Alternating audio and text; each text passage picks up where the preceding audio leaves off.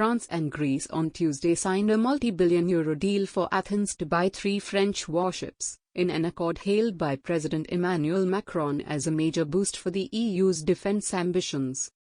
The memorandum of understanding for the purchase of the Belharra frigates was inked less than 2 weeks after France was left reeling by Australia's cancellation of a contract to buy French submarines as part of a new defence pact with Britain and the US.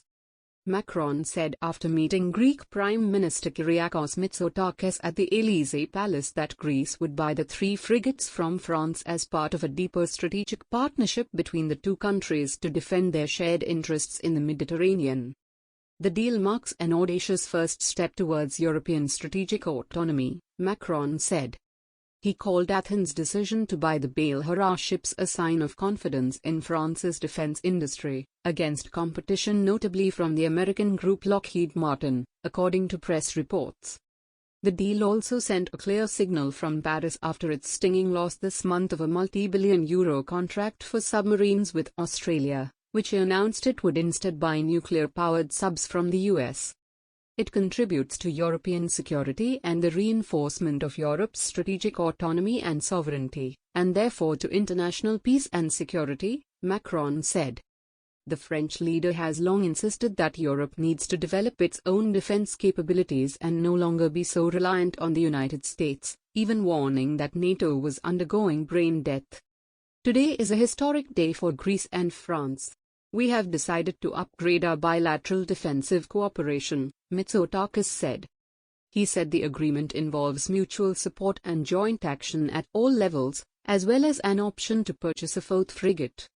No financial details were provided on the value of the deal, but the ships are set to be delivered starting in 2024.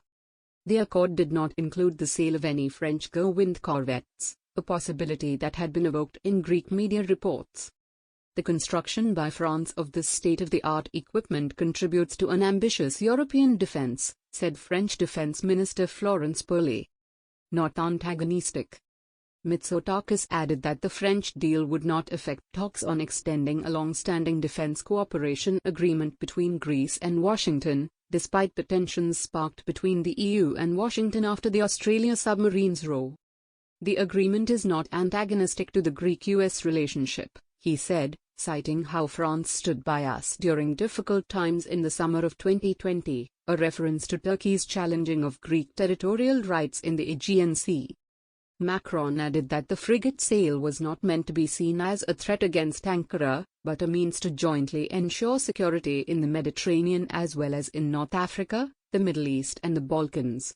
Greece and France had already roused Ankara's ire in January, when they signed a €2.5 billion, $3 billion, deal for 18 Rafale jets, 12 used and 6 new, as part of a burgeoning arms program to counter Turkish ambitions. Earlier this month, Mitsotakis surprised many observers with plans to buy an additional 6 Rafale jets, bringing the total order to 24. It's not directed against anyone, Macron said. It allows more efficient and coordinated action for peace, cooperation and stability, in an international order founded on the rule of law and the full respect of commitments. Macron also vowed that the US-Australia pact would not impact France's strategy for the Indo-Pacific region, where China has made no secret of its desire to exercise significant military sway. We have 1 million fellow citizens who live in this region, and over 8,000 soldiers deployed there, Macron said, referring to France's presence through several overseas territories in the region. He added, however, that Europeans must stop being naive regarding geopolitical competition, while confirming that France's ambassador to Washington, called home in the wake of the subs crisis, would return on Wednesday.